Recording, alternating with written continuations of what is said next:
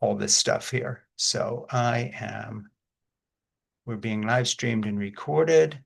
And so I'm now going to introduce you properly like this is a podcast. And I'm first just going to say that a friend of mine, Todd Cooper, is Lynn's brother, Lynn Cooper's brother. And I should have put that together because you both share the same last name. But you see, hey, I'm 73 in August. Cut me some slack. I mean, all your interfaith stuff should include a little bit of ageism appropriate slack. Okay, so I'm going to read the introduction, which means I've got to Zoom in its wisdom has messed up my pages. So I've got to go and just read this to the thing, and I will be doing this and then back to you properly here. That's good. Okay, so this is In Conversation with Frank Schaeffer, and I am Frank Schaeffer, and my guest today is Lynn A. Cooper, and Lynn is the Associate Director of the University Chaplaincy and Catholic Chaplain at Tufts University, and she created and directs Befriend, the Interfaith Friendship Program for students, faculty, and staff. She also facilitates the Interfaith Student Council and directs an intergenerational oral history that magnifies the wisdom and stories of lay folks. Lynn is the author of a book we're going to be talking about and that I just finished reading and really enjoyed called Embracing Our Time, the Sacrament of Interfaith Friendship, which was published in May of this year. Is that correct, Lynn? That's right. Okay, so that's good. I got through all that and we're back, and I'm going to click on this and get back to you. I always picture when Zoom or anybody or any computery thing changes that some billionaire 18-year-old had a good idea. But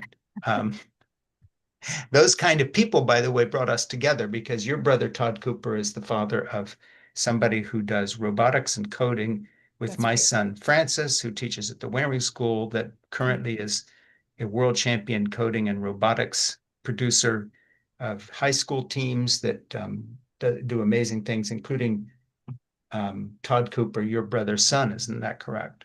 That's right. That's right.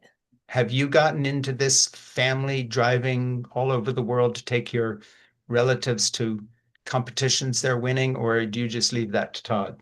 What I can tell you is that we are on a siblings chat, the five of us, and we have each remarked on the driving capacity and commitment that my brother and sister-in-law have put in to take care of those bots. It's pretty cool. Well, they keep telling me about places they stop to eat near Houston. I live in Massachusetts, you live in Rhode Island. This always seems like they're going to another planet.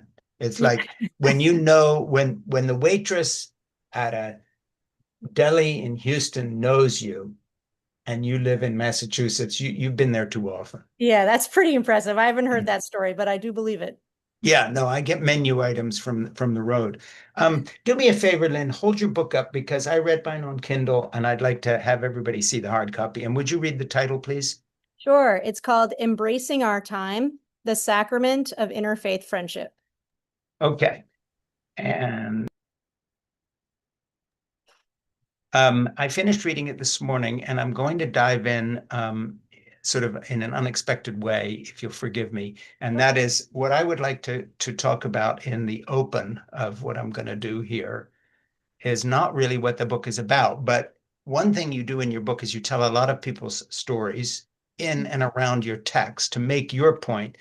But I'm going to be very naughty and I'm going to ask you about a story you allude to briefly about yourself. And I want to dive in to that as a starting point.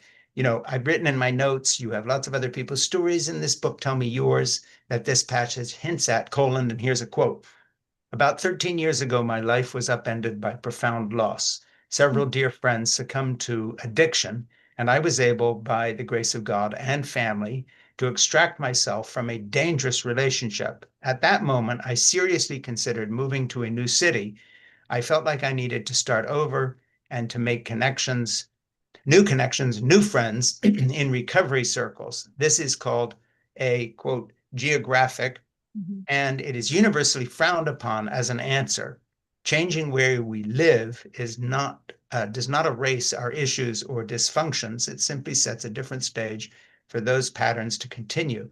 A year later, when I finally settled in my new apartment, I made a concerted effort to build new relationships. I would tell people, quote, don't mind me, I'm just here aggressively befriending, end quote. Mhm. Naming it seemed to lessen the awkwardness. I began volunteering for organizations I had long admired and slowly became regular in these spaces. And so, that jumped out at me in the middle of your book. It was like, okay, I'm interested in the book. I want to talk about your what you talk about. I want to talk about you. I want to talk about a lot of things. But you put that story in your book, Mhm. and then you didn't unpack it and make your whole book about that. So I want to know all about it. Well, thank you. And let me also say that for all the other stories in the book, I received permission to tell those stories.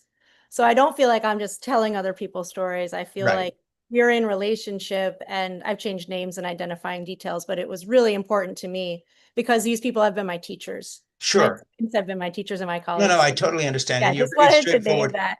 In the book, you talk about, having permission to use the stories, and you change Yeah, some names. Other places, maybe you don't change the names, but you have permissions. yeah, And it lends great strength to the book because it locates it in time and space and in the real world we all live in, which is, of course, has to be done, or else it's all just theories, which is not what you're about. But yeah. dive into your own story there. What are we talking Sure. about? What happened to you? T Tell me as much as you want to tell me, and let me be a little Sure. tabloidy newspaper to start with here. Well, Frank, you've kind of hit the nail on the head. There was this landmark moment in my life. And on the one hand, it felt disingenuous to not name it in some way because Mm, uh, it was kind of the crucible in a lot of ways for some serious personal growth. And I think a lot of my strengths from my chaplaincy actually come from those experiences. sure. um and also, that's not what the book's about, like that's maybe another book, maybe in 20 But I years I'll think it read is, that book. I'm going to disagree with you because I think the personal is always what it's about, just like the Yeah. personal, the political. I come from an evangelical family that I left, and I have become an atheist who describes Mm. himself as an atheist who prays. Um, I've had a long journey away from my background, and I've written a number of memoirs and talked about them. And I think that there's no way to escape who we are in terms Mhm. of where things come from. Yeah. So, people say, well, why do you still pray if you're an atheist? I remember one of the new atheist leaders who was a big author, Chris Hitchens, used to ask me that. And I would tell him, because that's how my mother raised me. Have you got a problem with that? In other words, all these highfalutin reasons, intellectual this and that, and so forth and so on. That's all great. But the real fact is, below the surface with all of us is a life history. And that's what we draw everything from. That's where we come from. That's where your chaplaincy come from. You just said Yeah. it. So I'll let you off the hook and be polite, but not completely. So I want you to still tell me a little Yeah. more about what you're I'm talking. happy to. I'm happy to. Yeah, I wouldn't have put it in if I felt like it was I like figured. too So precious. I'm pushing. And I think it's helpful to normalize these things. I mean, look, I was in a relationship for a bunch of years with someone who slowly descended into madness, and was um, really trying to end his own life. And Mm, it was a deeply painful, traumatic experience, and something, yeah, that image of like the frog, in the pot, it was like yeah. that. It was just disorienting. Like I didn't know at the time that mental illness and brilliance and creativity can actually be deeply intertwined. Mm, And mm. so it was disorienting to me and hard for me to realize, oh, this is extreme and actually really awful. Where did you meet, and So, how long did this go on for? How old were you when you met him? oh yeah, I don't want to get too much into it because I feel like Just a like little you said, more. it's Just a like, little I feel more. like it's like a book in 20 years that I could write. Um, we met in college, Yeah. and The problem is you look yeah. like you're 12, which is great. It's a compliment. So if you told me you're still in high school and this all happened in junior Oh, high, I would believe Frank, you. I stop it. mean it. I mean it. So I have no I'm 73 this August. So basically I've lost the ability to tell anybody's age until they get into my book. Yeah. I feel that. I work at a college. This was the first year at commencement where someone asked me, "Do you have a student graduating?" And I thought, "Okay, I have like crossed the threshold." Yeah, but see, I would be there saying, are you a senior? Are you working on your master's? See, I'd go the other way. Yeah. You'd have me fooled. But anyway, just bear with Yeah, me a minute longer sure, I because will. and I'll tell you something that rings a bell with this story, and this is odd. I'll turn it on myself here. And Yeah. that is that what you just said about creativity, madness, and these things sort of going together. I come from an evangelical background where my father sometimes was quite violent and Mhm. crazy. Mhm. So, I can remember listening to the sound of him slapping my mother through the bedroom wall in a mission where Yeah. we're reaching out to people in the name of Jesus. So essentially, on the kind of trajectory of living things that are very dark at You get important it. points in your life, I've done that, Yeah. and I've tried to write about it. And in writing about it, I remember when my friend who's an author, Andre Debus, who has written some big books. I remember when he was writing his book Townie, which is his memoir. My memoir, Crazy for God, had been quite successful, and he came to me and said, how did you balance Mm, telling what you're going to tell in view of people who lived through it with you? And I said, well, you can edit yourself later, but your first draft has to be for you yeah. and be honest. And then you balance that out later. And I think it's the same in you telling your story. I don't want to go into something that's so personal that people start thinking, oh, who was this? But I do want to explore what you've said Yeah. from the point of view of you being a chaplain because you're an Yeah. observer of life. Talk about this one thing before we get into your book, because it's Sure. it's my territory, and that is this kind of shock at the descent into real madness from someone who's brilliant and creative in other areas, because this is a common thread through history, and we're seeing it with some of our billionaire tech bros right now. Speaking of Mm, robotics competitions, I mean they're batshit crazy, yeah. and they're destroying everybody around them Yeah. and half our culture, and they're getting away with it because they're super rich. Yeah. But they can't be too far off the chart with the relationship you were in from the description briefly that you gave Oh, in the book. oh, yes. I mean, I absolutely. I see resonances around drug use, around um hyperfixation, I mean, mania, like I see that. I mean, Frank, thank you for sharing that with me. And you get it. I mean, it's like if you know, you know, right? You read that paragraph Yes, and you said, yes, "Oh, I know what that is." yes, exactly. So thank you. Yeah, I mean, it was counter to my narrative of myself. I was like, I'm a strong, independent woman. I've got a degree from Harvard. Like, Sure. I work in a fancy school. Like, I'm like living the dream. How could I possibly be in an abusive relationship? Hmm. And so it was the peeling back the layers of, like I said, the narrative of myself to, I'd have these moments of profound clarity at 3 o'clock in the morning. Yeah, Think of it as a Holy Spirit moment, right? These moments of like, you got to get out of here. yeah. You got to get out of here. Like your life is on the line. And I So almost, how long, I, and I know we're not getting any more yeah. specific, but just give me the framework here. How long did the relationship last from the day you met till the day you ran or however Oh, you got out? yeah. Um, it was about 10 years. That's a long But time. it was long, but we were young, it was like college and things are just kind Yeah, of but nevertheless. but yeah, I met him when I was 18 and I was able to extract myself. I use that word intentionally. Mhm. My 31st birthday, where the night before I just bought a train ticket to my brother's in New York City, got on a train. I hid all of his Your brother being Todd, different brother, but yeah, a different brother. You have more than one brother. Patrick, yeah. Yeah. Um, I hid my uh friends, significant others, needles and money, and I got on a train and I called his family. Hmm. And within 4 hours, my brothers and sisters had arranged for a U-Haul. And the Yeah. next day, even though they all had small children, they came and they packed me up and I got out of there. And then And I went to live they with my rescued you. they rescued me. And where were you at your life at that point in terms of the rest of your life, as in, okay, now I'm starting over. And that again has to impact who you are as a chaplain. So it's apropos of your book. 100%. I mean, I feel like my what I have learned from people who were my students at that time, but who are now dear friends and a part of our family, they had no idea, right? So I was a part-time chaplain. So I think if it was full-time, it would have been very hard. Um, but in I do feel like that work grounded me to my identity. Hmm. That was in a moment of profound chaos and disorientation. It was the work of abiding, accompanying, being present, Sure. and having that part of my identity remain Yeah. as the other parts of my life shuffled. And I had these women in Jamaica Plain who have remained friends. I didn't really know them then, but they've Yeah. remained in my life, who offered me a place to live Yeah. free. They were like, come stay here. No one needs to know that you're here. And how many years So ago was that? that was in 2011.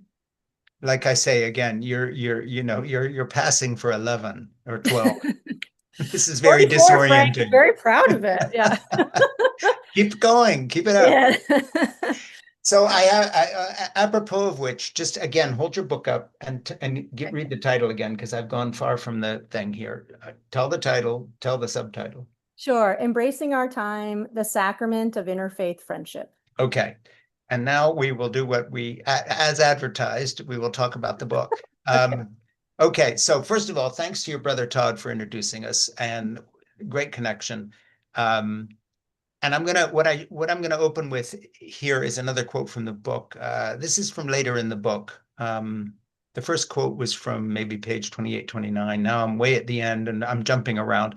Mhm. And let me finish before I ask you a question. The ISC is a community of representatives from different religious and philosophical student groups at Tufts.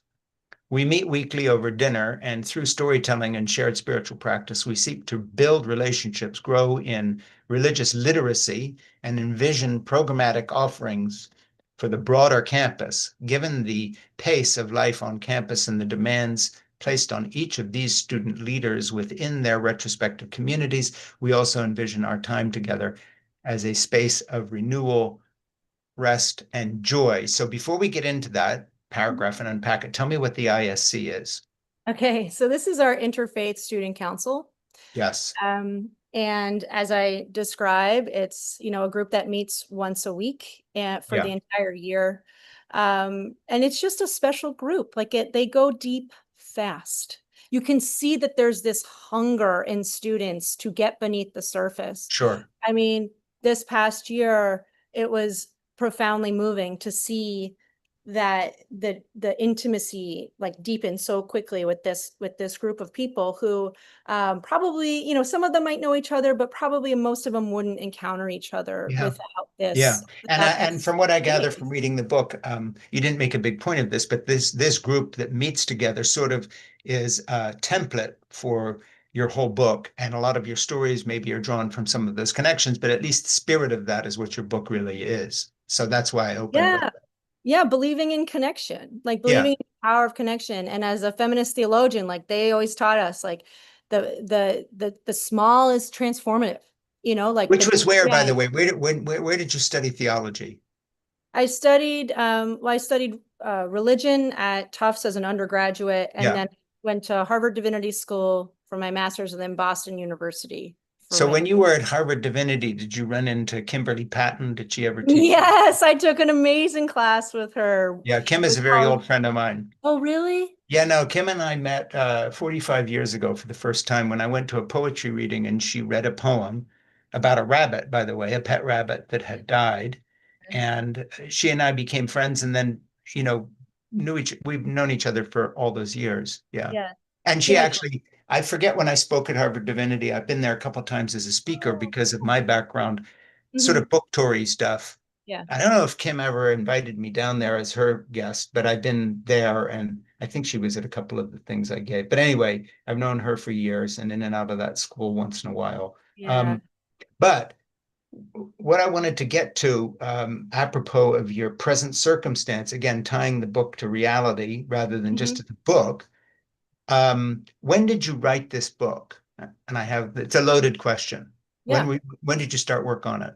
Um, I wrote it in the summer of 2023, basically. Okay, so Vast majority of it was yeah, summer. what I'm aiming for is And then I added. You wrote this in the Trump MAGA era. Yeah. Okay.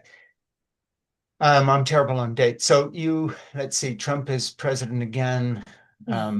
2016, storming the Capitol, blah, blah, blah. I get all my dates mixed up, but you were working on this book at what stage of the MAGA rise and the whole Christian right and all the rest of it? Oh, yeah. I mean, as I was writing, I thought to myself, wow, I've been writing this book in my mind for a long time. Yeah, But the actual writing part, no, it was during the Biden administration. yeah. Um, and then of course I was, finalizing and editing while Trump was elected for the And at Senate. what stage did Israel get attacked by Hamas? Yeah, And so where? that's a really big landmark. So that was I had spent the summer doing a ton of writing. I wrote the vast majority of it during that time, and then I kept adding to it that year. And I just felt like it was people were so raw, Yeah, and even though and I've shared some stories about this in other contexts. There were some really incredible moments of deep connection and solidarity in yeah, this particular group. There was a single uncomplicated narrative about higher ed that year. And I just felt like we were seeing something on the ground that was really powerful. yeah. And I felt like my interfaith students had like a scaffolding, they had something to Mhm. work with during these times where it was so hot and people were really raw. And we didn't like dive in to dissect the issue. What we did was we kept going back Sure. to that So in place of, terms of the Palestinian-Israeli conflict is what we're talking yeah, about. we would, And we, how about just to change gears for a minute, yeah. because it's very related, how about the issue of the rise of Christian nationalism and Mhm. what's happened that because there obviously, I mean, you'll know what I'm fishing for, and I'm not, this is not what your book is about, but it's absolutely unavoidable. You've written a book about interfaith cooperation and the sacrament of friendship and so forth and so on at a time of division Yeah. along religious lines like none in my life, and I'm 73. Yeah. So there's been nothing like this. Certainly not in the sense that has polarized the United States to the point where Trump is taking revenge on institutions that he's called anti-Semitic because Yeah. of allowing protests on their campus. In other words, I can't imagine a time to launch your book that is more fraught within the framework of the subject you're writing about. So that Yeah. has to be an interesting experience for you because, we're not talking about some nice little wrapped in cotton wool academic enclave that's interesting only to the three people who come to your meeting, basically, sort of a weird way. Not that you do this in your book, because it's anything but sensationalized. I have to tell people that's one reason it's wonderful to read it. Thanks. But if this isn't ripped from the headlines, what is? Yeah, I mean, uh, right after the election, I had a moment where I just felt like, oh my God, I can't, like, what does it mean? Like, what will it mean to have this book come out in Sure. this spring? And and then as I talked to more people, I and living through the first couple months where I had some friends who gave me great advice, they said, hey, don't intellectualize this. You Yeah. don't like it's just going to make it worse. Abide, remain, look at like be in the Yeah. tradition in a way that I mean, Colbert had that great piece like that was Hmm. posted last week about like what's the thing with Christian nationalism? I'm going to kind of butcher it, but like um my God's going to remain after this country Yeah. is Well, he apart. also is a Catholic. Like yeah, I know. And you're a Catholic and he's a Catholic. Let's hear it for the Catholics. Yeah.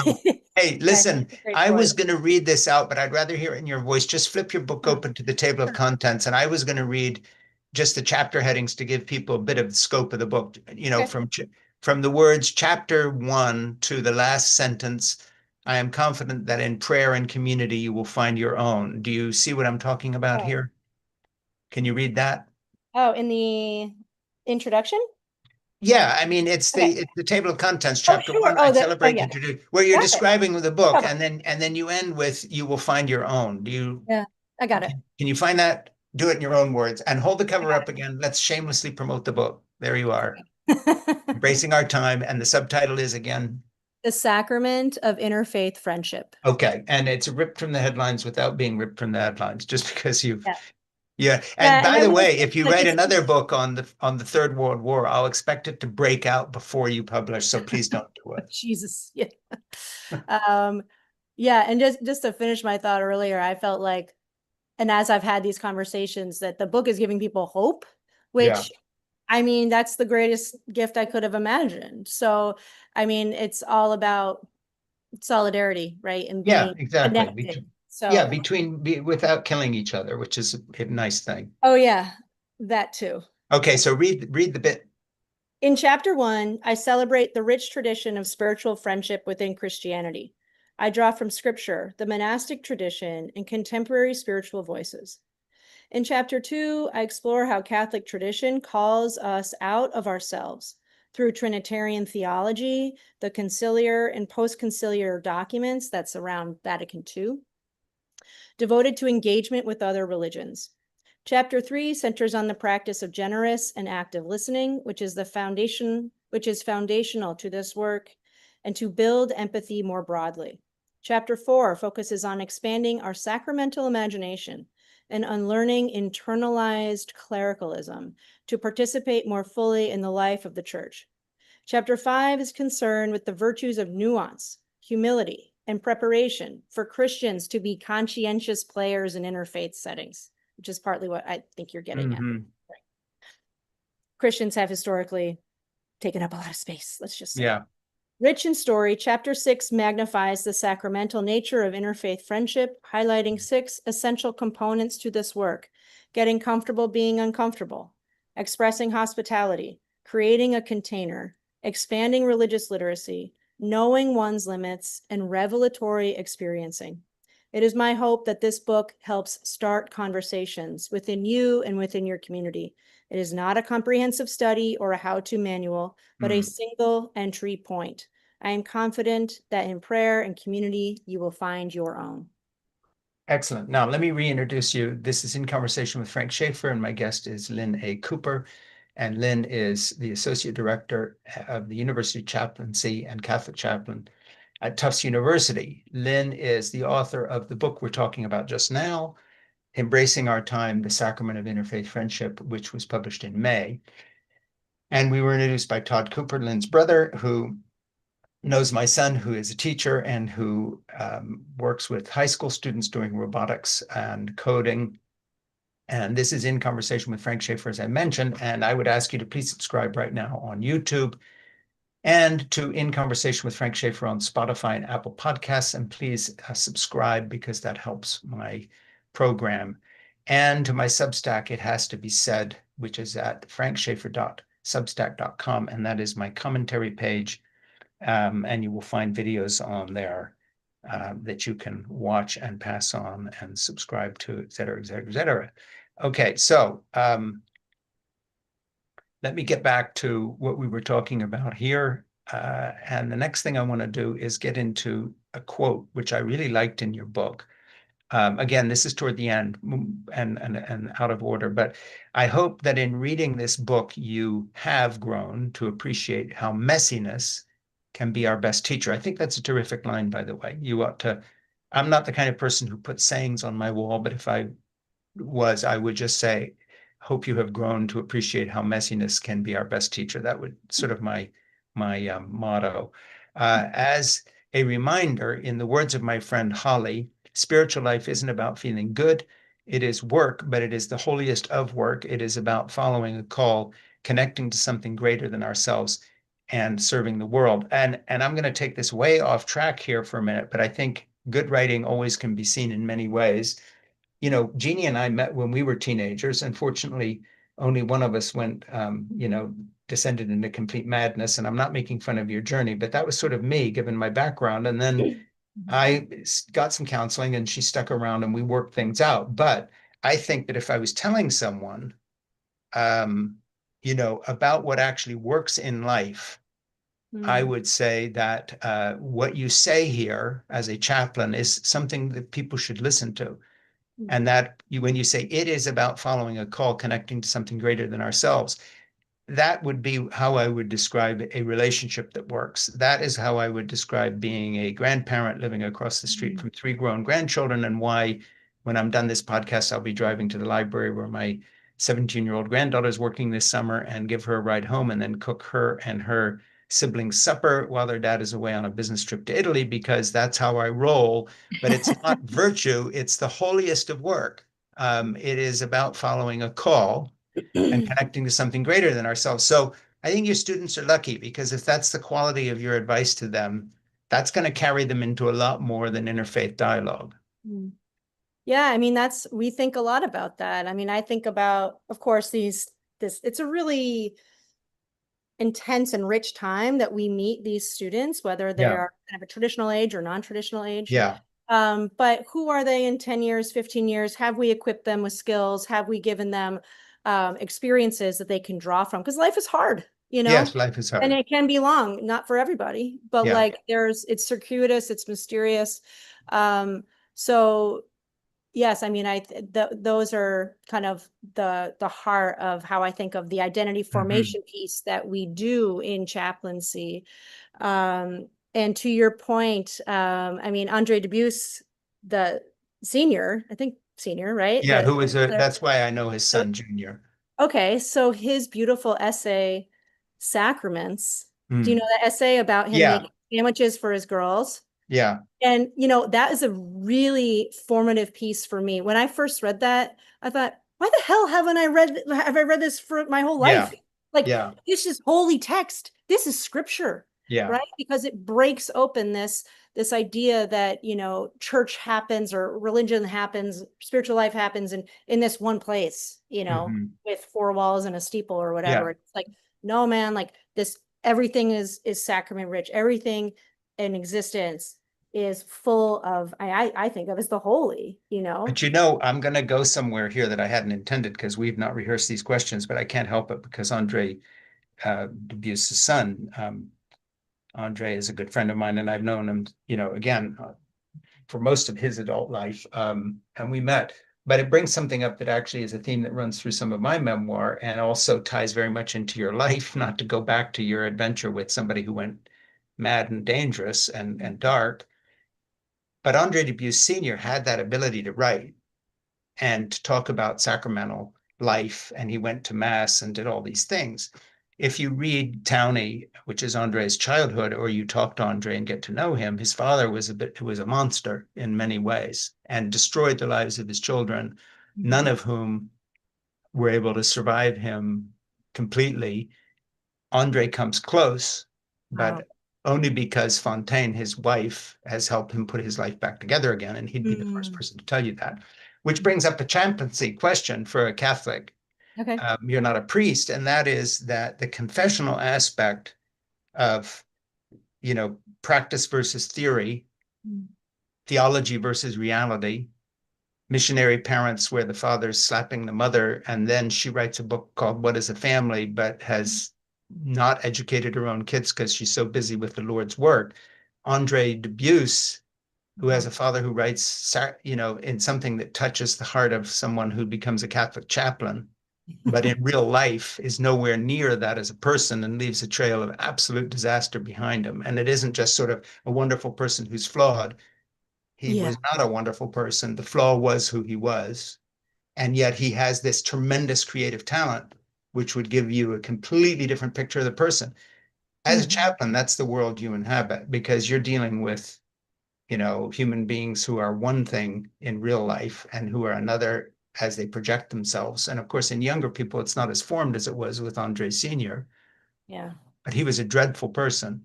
I didn't know all of that. I mean, I knew it was bad, but I didn't I realize. knew him and liked him. Yeah. I met him. I thought terrific.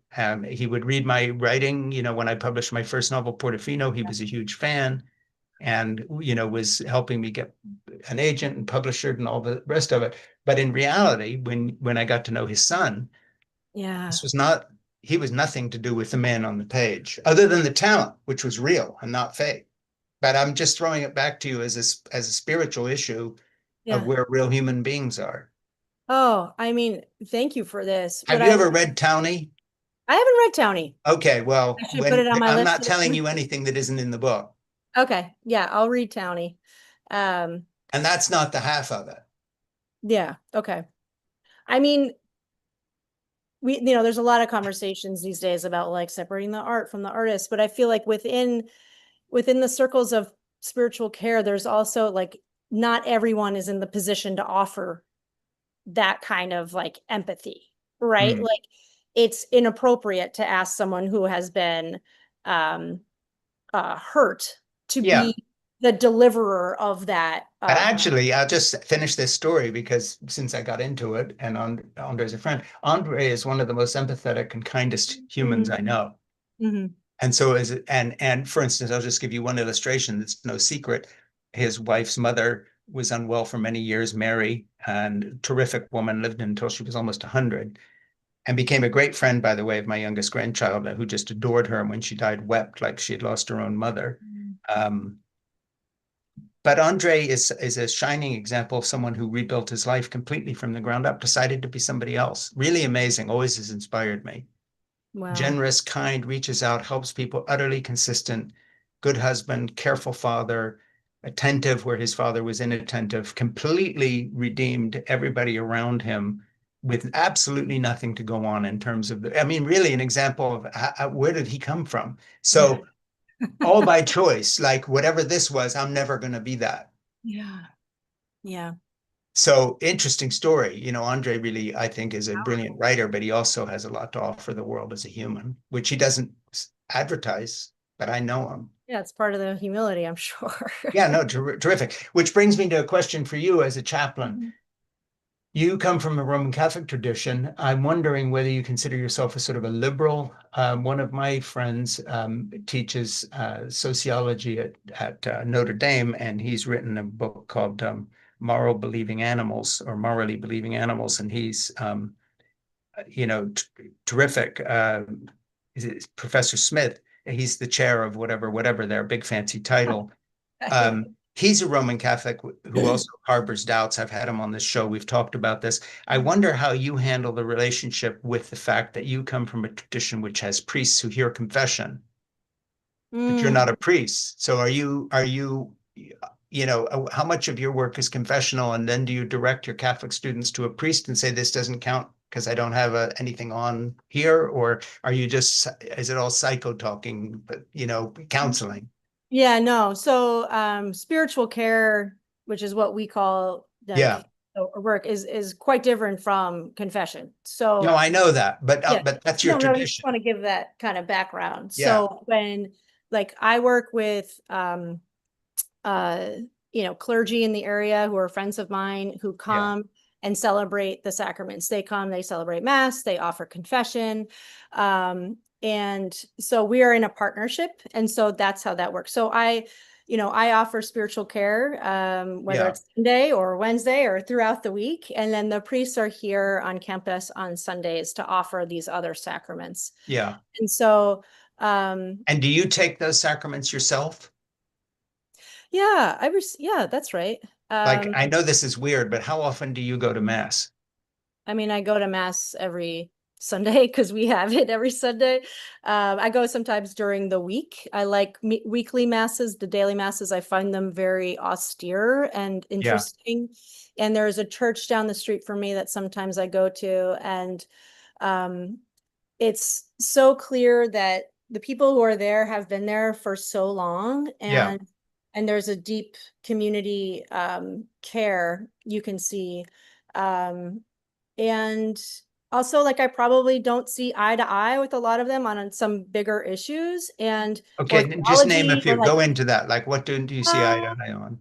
so like this church is much more interested in like personal piety than Hmm. like social justice or being a conscientious global citizen. Like it's Yeah, very much just um that personal religiosity, which is really beautiful to watch. Like yeah, it's really beautiful to be in their midst, and that to me has been a great gift of even just being kind of a um you know uh, sporadic presence there. It hmm, has it has enriched my life and my spiritual depth, I think, to like just behold, like Yeah. behold these people who are 80 years old, who wear sandals all year round because their feet are swollen, who Yeah. go to church in the snow and in the sun, and who are kneeling with these like I can barely kneel, and Yeah. I'm half their age and they're kneeling, and you just think they've been experiencing the rhythms of this liturgy for decades and decades, going to daily masses. Like there is something profoundly beautiful Yeah. and wondrous about that kind of devotion. And it's not that it's like dying away, but it also reminds me of my mom and her dad who went to daily mass. And that's the thing about ritual space. It transcends time and space. Like it's Yeah. beyond our limitations. And so I fall in love with that beauty. Well, one It's of the lines in your book, you talk about your students. You say Catholic students often come to campus with minimal experience in interfaith work. The deficit is understandable. Parishes do not always get a chance to experiment with grassroots interfaith engagement. And I think, I want to bring up a kind of a philosophical question or a historical question. It seems to me, having come from an intensely religious background and have been very involved in that world over the years, even though I had left it and written and considered it and know people, in that environment. One of my observations is that nice liberal Christians like you, or like my producer Ernie Gregg's husband Rock, who's gay and has a is a pastor at a community, that type of Christian, what I would call the kind of decent, wonderful people, progressive, blah blah blah. But nevertheless, there's a very thorny issue at the heart of this, and that is none of the religious traditions from which any of these people coming, including your nice Muslim students who want to share faith stories with Catholics, none of those traditions would exist unless it was for a hardcore fundamentalist doctrine and belief at the center of it. And there's nothing that says this louder than the demise of the mainstream and the more liberal denominations while the far right rises across the globe. So it's all very nice to talk about Muslim students who get on with somebody in their dorm, but that doesn't explain why the Saudi royal family has backed the Wahhabist tradition and enforced it globally with billions of petrodollars, Mhm. including 9/11. So the real, when I was reading your book, I was reading it with two lenses, and that is agreeing with what you're saying, but also feeling that it comes somewhat from an academic point of view that is in its own bubble, which I know you've dealt with because you're an honest person. Mhm. But the application to the real world, while thousands of Palestinians are being starved by the Israelis, Yeah. while we just dropped 500, bombs on the Iranians, we've been at war for 1,400 years plus with a very aggressive militant Islam. I know it's nice to pretend that it's all in Cordoba and there were a few scholars who were kind to Jews in the 11th century, but the truth of the matter is, let's just all face it, religion as a basis for political activism is murderous and sucks on all fronts and always has. So the background of which you're writing your book of interfaith connection Mhm. doesn't exist anywhere except within some very small iterations of faith that have been all shared one thing uniformly, unless, and correct me if I'm wrong, but that is the Western idea of tolerance and democracy that comes exclusively from the Christian tradition. It was not produced in other traditions. And the great sin of that tradition is it didn't keep its own rules. And so, you have the teaching of Christ and Paul on neither Jew nor Gentile, male nor female. And then the church merely, built power structures and wars and crusades as if none of this was Yeah. in there. So I'm just saying, I think the background from which you're writing as a chaplain and as a Catholic is incredibly dark. And there's nothing in the real world out there, as I look around and listen to BBC World Service, that tells me anything's changed. Yeah, I mean, it's a pretty bleak moment.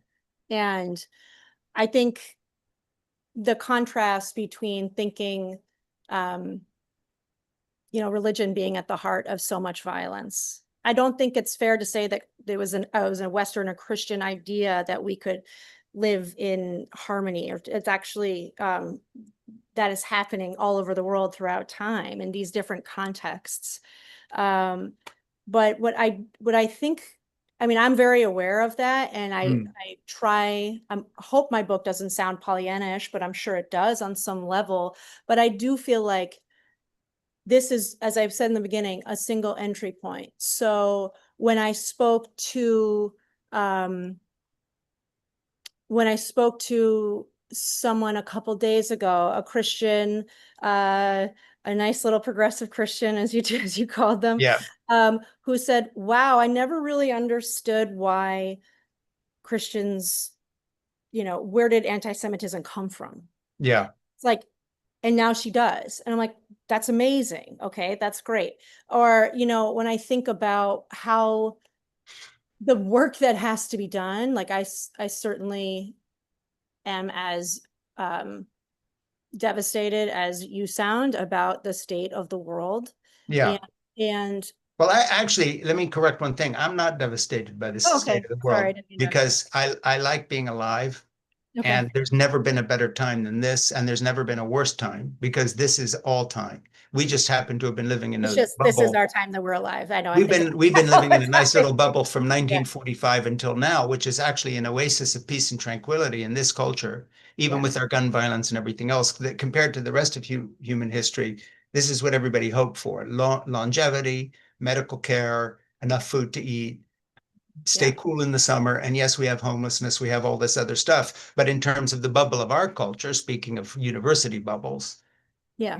you know, I mean, I when think that the when Gen, university, when Gen Z looks at the future and says it's hopeless, it's a very odd sentiment being expressed by the only people who have ever been able to have security and feeding and light and air and food in human history. So I'm not an optimist or a pessimist. I'm just saying this is the way it is. I'm yeah, not saying I'm a pessimistic. This is just it. okay, okay. I mean, I don't know whether you agree with that. I mean, I I feel like a lot of the Gen Zers I encounter, they give me so much hope because of Me their too, willingness by the to way. sit in the grief of this Yeah, reality. yeah. And that that's a profound gift. When we just to go back to Christian nationalism, my on the one hand, it's like, is this like totally preaching to the choir, right? Like if anyone's going to read this book, it's like they're probably Read the title already again because like we're promoting it. embracing our time, the sacrament of interfaith friendship. Yeah, Right? and by the So, way, I really enjoyed the book, and I don't want anybody to misunderstand my questions, but these are the real no, it's a questions. hard question, and it's something that I thought a lot about as I was writing. I mean, I have friends who do work on the ground in Myanmar. Like, Yeah, I have friends on the ground who are doing this work in Sri Lanka, where the stakes, these are ultimate stakes. yeah. And so And I think I in felt like what I fairness, feel like I can do is that yeah, I can speak to an audience yeah, that is living in the United States, who is not thinking about this, who also might not be thinking about their lives yeah, as holy texts or the relationship they have made with someone who also works at the food pantry. yeah, There you go. Like people are already living these in pluralistic spaces. yeah, And these are sites of reflection and connection. Like that's what I felt like I could contribute to this. And also this idea that like, look, incredible interfaith work is being done around the country in very homogenous settings. yeah, And it's amazing because these are communities that don't necessarily have to do this, right? yeah, So in the higher ed bubble is a real thing. And also I feel like it has wisdom to teach because they are often more religiously diverse settings than many communities in the United States. Speaking of which, Like is New York Tufts sort of City, under the Trump LA. gun? Is Trump zeroing in on Tufts for anything and telling I you to didn't, fire people or whatever it is he's doing next? Cutting I your haven't, funding? I mean, a lot of funding for sciences was cut. No, I know. So no, we're not, yeah, not that I've heard. So, Yeah, I was down with uh, my dermatologist the other day getting a checkup, and doctors don't usually sit and talk. It was lovely. It was like a New Yorker cartoon because I was stark naked sitting on the edge of an examining table, as one gets in dermatology. They're looking technology. shit all over your body. And he was sitting there, with a jacket and a tie on, looking very dressed and a white coat. So there was a real distance between us. And I asked him how he was. And we've had some conversations before. Well, 45 minutes later, he's still telling me with tears how Mm, the project that he's working on for skin cancer in Harvard University and his wife's project in another form of autoimmune disease that she's been doing for 10 years, both have been defunded. Yeah. And it's like, and he turned to me literally with bewilderment and says, don't Republicans get cancer? My wife's trying to take care of people. And she grew up in Russia when Mm, Putin was coming to power. And she says, I have seen this before. yeah. So, this is real stuff. Yeah. And it's really happening. And I found myself in your position. For 40 minutes, I was his chaplain, not in the sense that I was a religious figure, but, had been friendly and kind enough in the past, so he felt he could tell me some stuff. Yeah. Interesting moments, which I have never predicted that I would see in the United States of America. I mean, Nixon and Watergate and Vietnam, this was nothing compared to where we are now. Yeah. There was still a conscience at that point within. Yeah, and I mean, and put it this way, hypocrisy was a sort of a nod toward virtue. People at least pretended they were still part of the program. Now, Trump and his people aren't even pretending. Yeah. Mm-hmm. Which is an interesting context to release a book whose subtext is kindness and tolerance and forbearance, which is what your book is about. So, having asked you some hard questions, I have to tell people that your book, hold it up again, read the title, is most needed at this moment because the only reason it seems idealistic, and you used the word Pollyannish, which I did not, because I don't see it at all that way. But even in the worst case scenario of the cynicism with which it would be read, it's an incredibly necessary text right now, because it isn't only about religion, it's about all philosophical belief clashes. It's the way I see it. Well, thanks, Frank. I'm grateful that you read it with such care and with really profound questions. I mean, these are the questions I was asking myself as I'm writing it. And also and it's like, row the hoe you stand in, like, yeah, this is my context. And these are the practical wisdoms that I think can be used elsewhere. It's not going to end these wars, but I do feel like softening the edges, if we can soften the edges, and it matters. Like, look at what happened post 9/11, the attacks on Sikhs around the country, like people not seeing, I mean, of course, they're being mistaken for Muslims and they were being killed for, the whole thing is awful. And, but that is a great example of not seeing people as our neighbors and as our blood. You have a quote that I was going to also sort of use more in the open, but I'm using it here as well, from Brother John of Teze, writes, modern society has privatized friendship. I thought this was a very interesting thing. Modern society has privatized friendship, turning it into a prominently emotional and individual reality.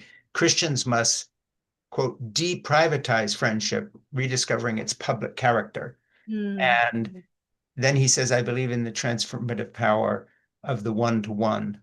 Still, because of our culture of individualism and loneliness, we must be careful not to keep these gifts hidden under the proverbial bushel basket. Now, you quote that, but I want you to amplify a little bit on that idea, as you would to your students and the people who you counsel. What's that about in terms of life wisdom? How do you apply that?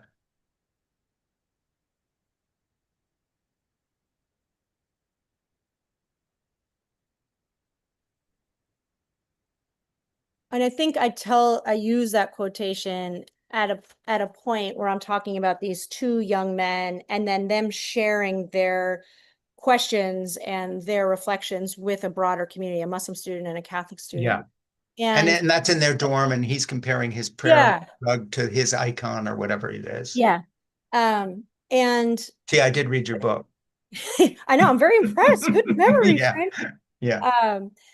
And I came to this work by way of studying loneliness and how loneliness affects us physically, communal wise.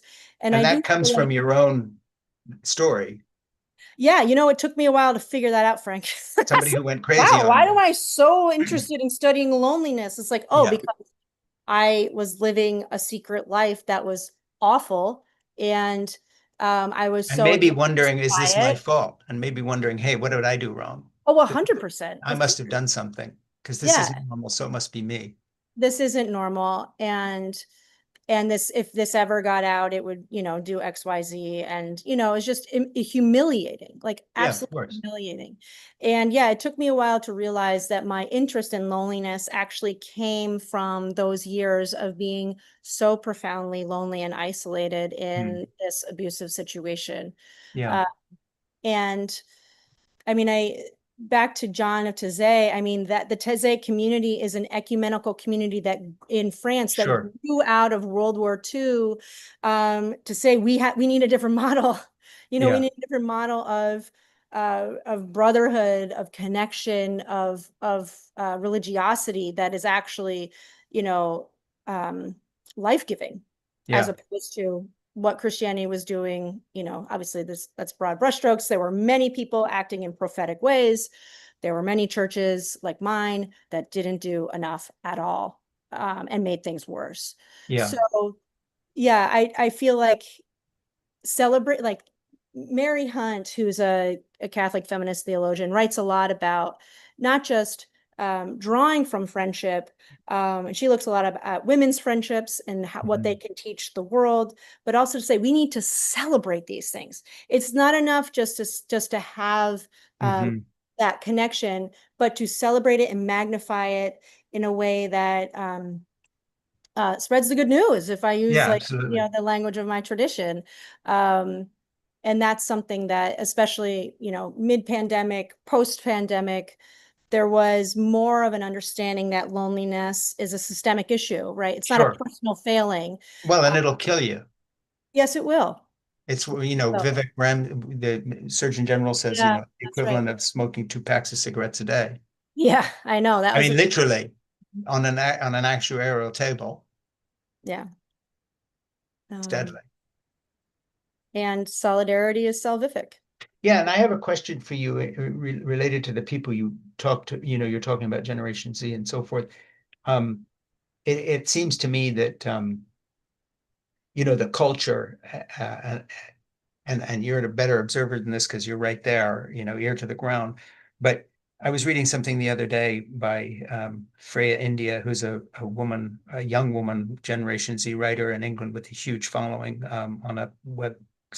I think it's just called Girls. But anyway, from sort of rediscovering conservatism, but not sort of politically, but just as in, men are violent, be careful, kind of stuff, just really straightforward and not making excuses. But she had an interesting thing, that the first person who breaks most of the girls' hearts that she writes about is their father when he leaves, Mhm. and that everybody's telling Generation Z what to do. And she says, before you tell this generation what to do, how about look at the basic fact? And that is the first thing that they're owed is an apology.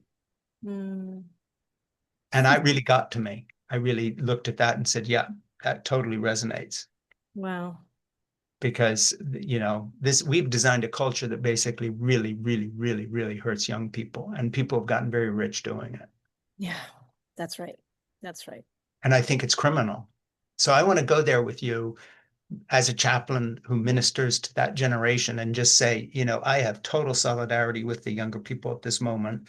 I'm absolutely on their side, not at all a critic, Hmm. and just feel ashamed at what we set them up for in so many areas. Yeah. And I just wonder what you're seeing day to day on the ground in terms of the bravery and the solidarity of people putting their lives back together when they have really been shortchanged and abandoned on Hmm. every front. Hmm. Familial, relationships, education, porn, sex education for young men, all this stuff. I mean, we've guaranteed they will never have decent relationships, that they're totally fighting an uphill battle for the rest of their lives on so many fronts. Yeah. And I don't hear anybody of my generation just apologizing, just In saying, hey, fact, you're gonna like make me cry. That yeah, that is really powerful. And I think it would mean a lot. I mean, I think like that, I often go to bat for millennials and Gen Z because I feel like I mean, whatever. This is a tale as old as time, right? Like yeah, generations don't understand each other. But there is something so profound about what they've been through and how absolutely. dismissed they feel. Yeah, And then also like bearing the brunt. I'm just thinking too of, the book, The Anxious Generation, which I had, Sure. Jonathan Haidt. some concerns about. Yeah, so a lot of concerns about it, but he writes in I think a really compassionate way at the beginning of the book. Yeah. Um, and he's revealing this of like, we have failed, Yeah, and to absolutely. say, and not in a minimizing way, not in a diminishing way, but also just to say, to say I'm sorry and to apologize, it Yeah. matters. Yeah. So I think a lot of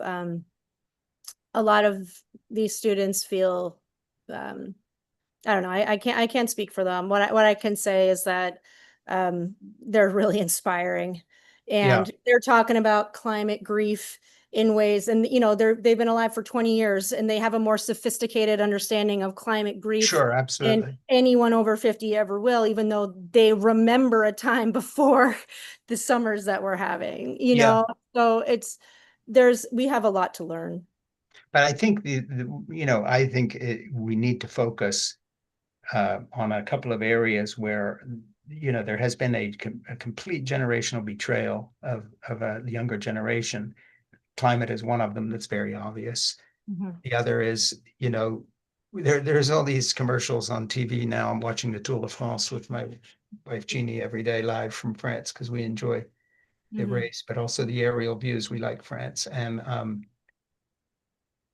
there's these commercials that are playing now to whatever the demographic they think is watching this about how you don't know what your kids are watching, so here's another algorithm for your phone to watch what they're watching.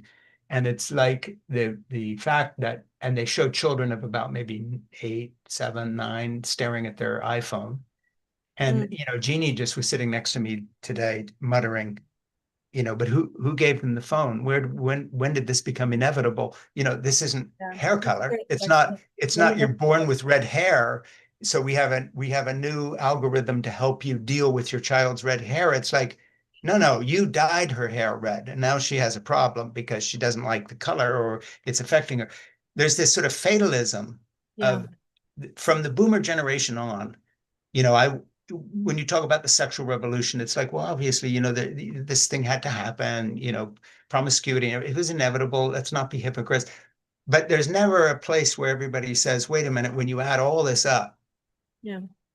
this has not created stability or a loving and caring environment for anybody. What have we done? Nobody wants to go there. And by the way, I fault the left and liberals 100% with this as much as the right. Mhm. So the right, doesn't mind having guns in school even when they're used to mow down children. The left has never, never, never, never apologized for what I would call the kind of outer, darker limits of the sexual revolution and what it's done to younger people. And I'm Mhm. not talking about going back to virginity being worshipped and honor killings if somebody, wears a skirt that's too short. I'm talking about just a basic humanity that values loving relationships Mhm. in the context of connection, which is what your book is about. And I want to ask you about that because you're a chaplain. Where do you go with things like that? Things like Where's your head at?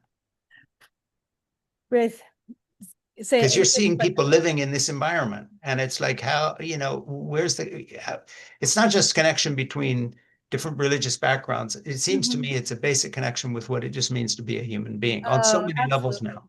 Yeah, I refer to this a lot, but I feel like I continue to go back to it because it keeps happening again and again. Of So course it does. I have students in my office or when we're having coffee or tea who will disclose things to me that they're not telling their friends. And I'm not talking about like things you would only tell your pastor or something. I'm Sure. talking about like my grandmother's dying. Yeah. I got this award. I'm so excited. I'm so proud. I can't sleep. I'm depressed or I'm sleeping too much. These are things that like I would think you would share with your friends. Like, I know some of their friends, like, your friends are so lovely. I'm not saying this to them Yeah. internally. I'm like, your friends love you.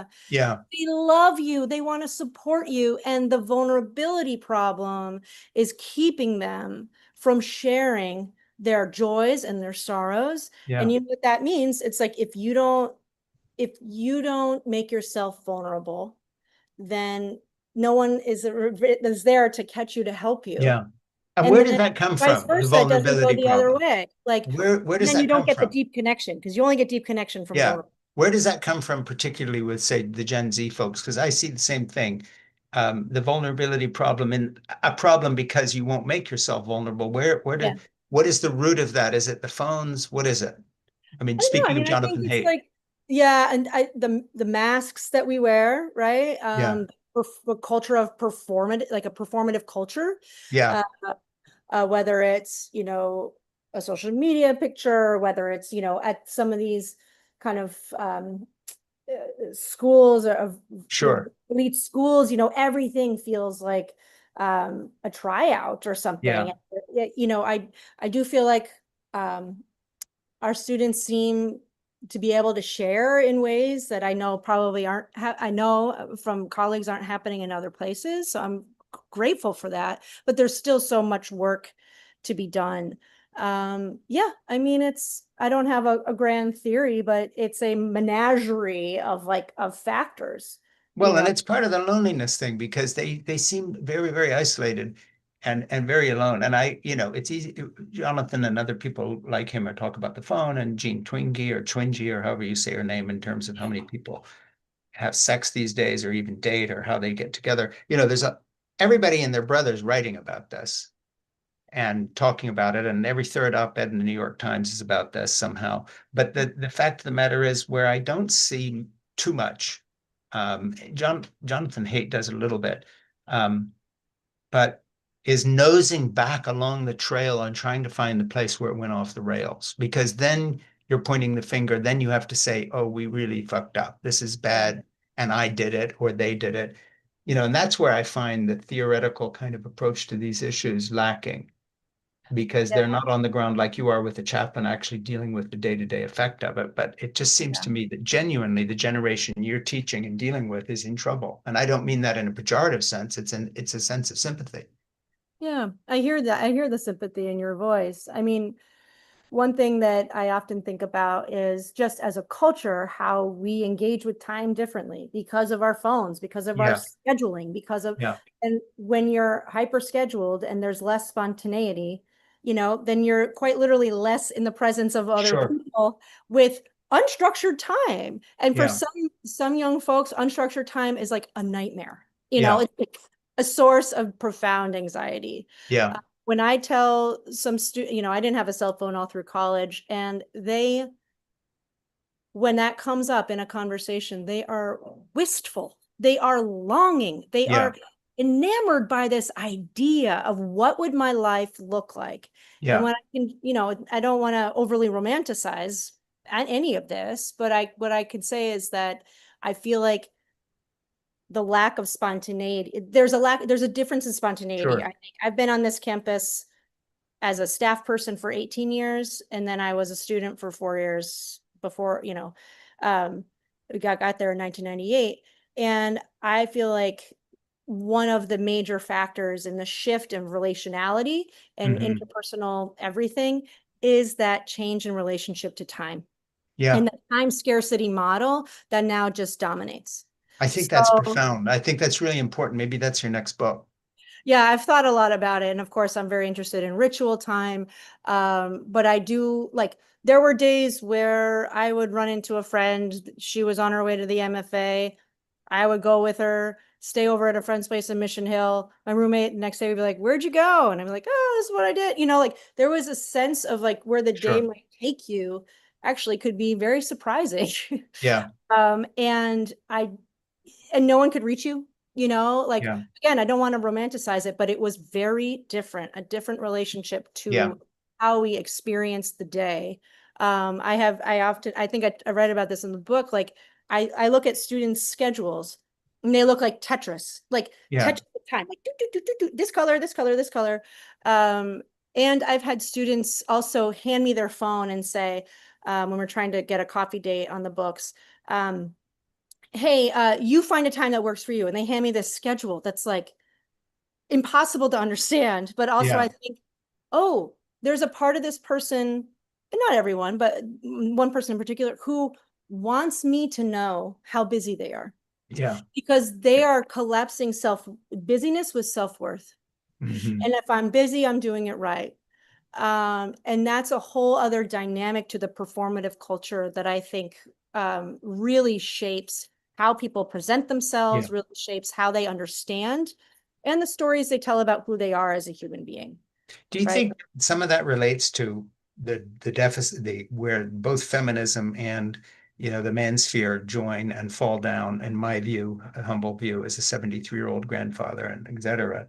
And that is that we, having gotten rid of the sacred spaces and the ritual, all that's left is a kind of a worship of career and advancement, and busyness comes with that territory, so that we're all organizing our lives around this goal, which is only defined as a kind of a careerist goal, but somehow in the shuffle, everything that made any real worthwhile career. For instance, I'll give you an example, paying the bills so that I have chicken, rice, and gravy to cook for my grandchildren because I've done enough work as a writer so I can buy chicken, rice, and gravy. That's the important part.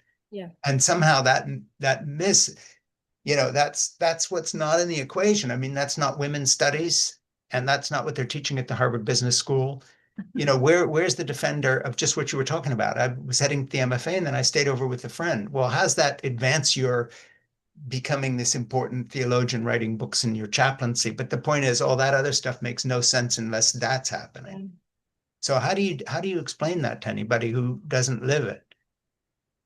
I don't know. I mean, as soon as you started talking, I thought of your grandchildren, who I've never met, but now I have these Yeah, images of you just being yeah, together. Um, I mean, I have a child who's 8 years old, but I have, friends who going through these periods of life with smaller children, younger children who are in, having existential moments of like, oh my gosh, I worked so hard to get to this big law firm because that's yeah, supposedly the goal when you yeah, go to law school. This is the dream. This dream sucks. yeah. I don't have the same priorities now, and I'm going to take this job, or I'm not going to, and that's just a recalibration of priorities. Well, because I've done so much school pickups for these grandchildren of mine, I have five of them, but three grew up literally across the street, and they happen to be the son and two daughters of my son, who was a Marine who fought in Afghanistan twice and once in Iraq, came back, went to the University of Chicago, started his life, and now his Wow. oldest daughter, Lucy's looking at colleges and is 17, and everything's fine. But that trajectory in terms of what actually matters, Yeah. when my little granddaughter Nora calls over her shoulder, "I love you, Ba," on the way home after being down here. And this is the same driveway that I was terrified for 2 years, because every time I would hear the crunch of tires, I imagined a Wow. van with two people in dress blue uniforms coming to tell me my son had been killed. And this was the beginning of the conflict back right after 9/11. The idea that there'd be anything that would distract me from calling back to her, "I love you, Nora," like there's something more important to do. Well, there is nothing more important to do. And so when I talk to younger people who look at me like I'm from another planet because I have these children and grandchildren and they're so important to me, and on their radar screen, like maybe this idea of slow love, maybe at some point I'll find somebody, but I have to get all this other shit in order first. Yeah. And before you're 25. Yeah, and I 30. have to have all this going. And then you wind up, and I'm not being facetious at anybody's expense here, and anybody who listens to me knows this is not the case, but basically sort of prorating out the big life experiences to the point where, one day you wake up and say, "Gee, isn't there something I forgot? Okay, fuck me, I'll freeze my eggs now because I'm 42 and time's flying by." But, I'm not blaming one ideology or whatever, but there's something very unhinged about a culture that, I mean, we always laugh at panda bears because they don't mate enough and they only eat bamboo, and they're going to go extinct unless the Chinese government keeps them alive to lend to zoos. Yeah. We're turning into pandas, and I don't just mean that in terms of the birth dearth and the whole demographic thing where countries like Korea and Japan are actually disappearing off the face of the earth because people aren't having children. There's something very strange going on in our moment of history. And part of it is that all the basic human functions everybody always took for granted are going away. And all the shit we didn't take for granted suddenly is the most important stuff we're doing. Like I told a nephew of mine at one point, I just said, "Hey, it's just a job." This is just because he was telling me how he was breaking up with somebody he'd been with for 7 years because she was moving somewhere and neither of them could see how they could change their career trajectory and stay Mhm. together, and how this was sort of breaking his heart. And I felt the same way that Jeannie did, saying, like, the inevitability of the cell Yeah, phone in the 8-year-old's hand. Wait a minute, wait a minute. yeah, What are you talking about? it's just a This is job. not inevitable. Don't tell me, well, what would it do to my career? And it's like, you have to be fucking kidding me. Like, what, you're telling me that this is a person you've been with 7 years, you love her passionately, but she's moving to San Francisco and you're in New York City and she can't change and you can't change. And like, Yeah. how many years do you think you have? Yeah. Well, that's just it. I mean, I'm going back to the beginning of our conversation, and I feel like one of the profound gifts of the experience that I had was that in living in crisis Yeah, for years, where I, if this person didn't answer the phone, I'm like, maybe they're dead. I'm going to come home and he's going to be dead. yeah, Like that. I mean, the trauma of that, all of that accumulative. But, I couldn't think about my 30s. right. I couldn't think about please. I was living this is how I think about it. My life got so small, it got to the size of this apartment that was my hell. That's how Mhm. small it got. Now I'm 44. I've got this incredible life that feels like a miracle every day. Yeah. Every day. And so much so that sometimes during Lent, I find a hard time to connect to Lent, the Mm. thematically, which is like Sure. whatever, because I feel like I'm already living resurrection. Yeah. Like I live Easter every day. I Yeah. cannot believe I am alive. Yeah. And it has also helped me stay focused and what is important, right? And like not like, oh, I'm gonna obviously I'll live till 80. It's like, no. Yeah. That's not. I mean, when I think of, again, back to the time and how we experience it and what you're leading on to, it's transactional. Like all Yeah. these things are transactional. Mm. Whereas like a different time, a Kairos time, it's mysterious, it's nonlinear, it's Yeah. it's totally countercultural.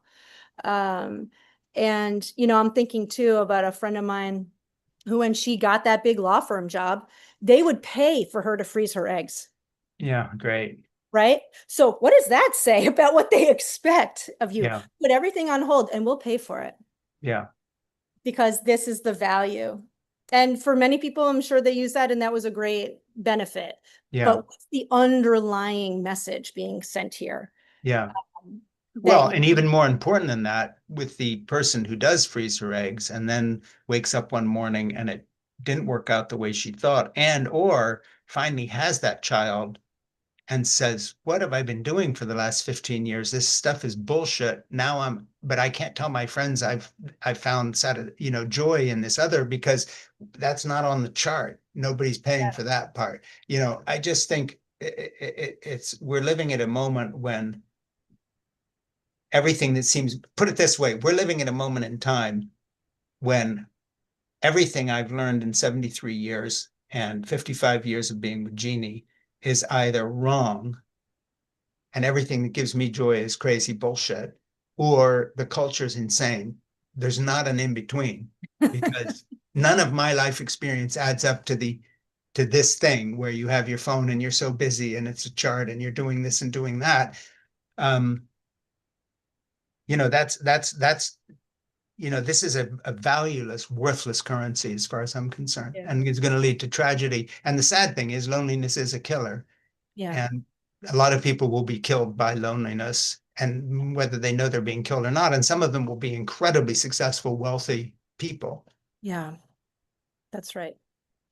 That's right. I mean, the loneliness research also shows just this really profound gender imbalance where, women often are the caretakers of so many relationships within Yeah, that's right. within a hetero couple. Like they're like the connectors, they're making the Yeah, plans. And then if they pass away before, yeah, then the guy's told he doesn't have the skills. He has never done yes, this before. He doesn't have the yeah, social skills and to quit. I mean, I don't mean to sound inept, but like this is in the research. And yes, of course. if you don't do this for 4 decades, Yeah, then you don't know how to do it. And then Yeah, also just the social tie, like the weak social ties. But that's pretty devastating. it is. Um, And then what about at the other end of the scale, the young person going through life who's breaking up with his girlfriend or vice versa, or boyfriend or whatever, gay, straight, doesn't matter. And then in hindsight says, what did I do? Those, that 7 year period, things made sense and they never have since. But he had to live another dozen years to figure that out. Yeah. What have we thrown away here? Yeah. Hey, before we pass on, and I'll sign off here in a second, hold your book Okay. up again. Okay. Read the title and subtitle. I apologize because I read mine on Kindle. Oh, I love to hear the Kindle version. I'm a big Kindle fan, so it's all good. Well, I Uh, read on Kindle because I can cut and paste and make my own notes. that makes perfect sense. Otherwise, the book is Yeah, very dog-eared, and that's fine because I can show the author how I read it, but I actually do better when I'm reading off the page. that makes sense. So, This is so Embracing Our Time, the Sacrament of Interfaith Friendship. excellent. So are you going to work on another book? Um, yeah, well, when I originally, I loved having a project, a writing project. Sure. And I have renegotiated my relationship to writing back Yeah. to our original bit of conversation, during that time of loneliness and, Yeah. found crisis and stress. I had always kept a journal, but I wrote from a place of desperation, Yeah. and I wrote for my life, I do Yeah. believe. Yeah. And then after when I got out, I was just like, and it wasn't a conscious thing. I just stopped writing, and I felt like I don't want to journal anymore. I don't. Yeah. And at that time, I had to like hold on to beauty because it was Yeah. sparse. And now I just feel like I'm surrounded by beauty. I can just enjoy it. I don't need to Yeah. record it, Right. you know. And so that this was actually a deeply healing book to write because Yeah. it helped me reconnect to my roots of writing and to reestablish a new relationship to what it means to create through the pen. Good, Uh, good, good. yeah, it was really profound.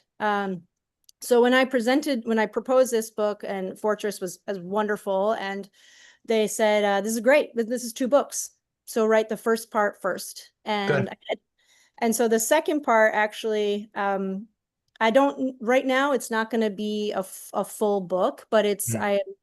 I've created a digital download for um, this friendship program that I run. And so it'll be ready in about a couple weeks, Good. and it'll be available. It has about 25 spiritual practices written by Christians, Muslim. These are all my colleagues, Well, Buddhists, this humanists. book has some of the spiritual practice stuff too, because one of the things I just want to roll down to the section, Yeah. you have unlearn any dangerous thinking and theology that has infected you. Be patient. Remember that you are playing the long game. See, I enjoyed that very much. I thought that that was all good advice you gave people. Yeah, I love spiritual practice. I Hey, think it. speaking of which, Yeah. when I sign off here, and thank you for being with me, please stay on for a few minutes and talk Okay. to my producer, Ernie Gregg, for two reasons. One, so we can promote your spiritual practices, download properly and link to Thank everything. you. And we will do all we can to help promote it and the book. And Thank you. secondly, you never know, you may know someone we need to talk to. Doesn't have to be a famous person or an author, but you sort of get a little bit of a feel for some of my interests here. Maybe Sure. there's a man or a woman that you know, or a teacher or a student, or who you think would be a good interview on some subject. Okay. Sounds good. So stick around with Ernie for a minute and talk to him in case we can get a good lead from you. And let's both thank Todd Cooper. Unless you're going to finish, talk to Ernie, then hang up your phone and say, Todd, what were you thinking of? I sure will drop him a line. I let him know that I was going to be chatting with you today. So, Yeah, I already survived one crisis that nearly did me in. Why did you hand me off to this idiot, Frank Schaeffer? no, this has been a pleasure. I appreciate your hard questions and just the expansiveness with which you are approaching life and reality, and sharing from your own story in a way that's deeply generative and helpful. So, Good. yeah. Well, vice versa, same here. And it's a fair trade because I got a lot out of your book, including some of your spiritual wisdom, but also life direction things. I all thought they were good points. I was reading it and thinking, yep, I'll sign my name to all these points. That's what Okay. I've learned along the way. Good for you. Good stuff. Thanks, Hey, Lynn. thank you, Lynn, and all the best with the book. We'll do what we can to promote it, and please stay on the line, to use the old way. You know how old I am when I say stay on the line before when I hang up. Okay, wait a minute. That's not what are we actually doing when I sign off here? I'm not hanging up. What am I doing? Put it Gen Z-ish. Stepping away for a Oh, minute. stepping away. Okay, well, but not from you, just from this thing. Okay, stick around and talk to Ernie. Thank you for being Sounds with good. us. Thanks, Okay, Ray. bye, Lynn.